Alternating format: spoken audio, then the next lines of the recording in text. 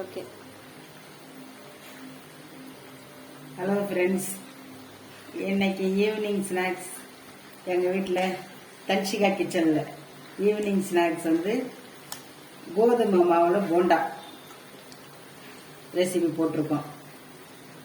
கோதுமை மாவு ஒரு பங்குன்னா அரிசி மாவு 1/4 பங்கு, கடலை மாவு 1/4 பங்கு, வெங்காயம், இஞ்சி, பச்சை மிளகாய், கருவேப்பிலை, கொத்தமல்லி, சீரகம், உங்களுக்கு தேவைப்பட்ட ஆப்ப சோடா கொஞ்சம் போட்டுக்கலாம். நான் போடல.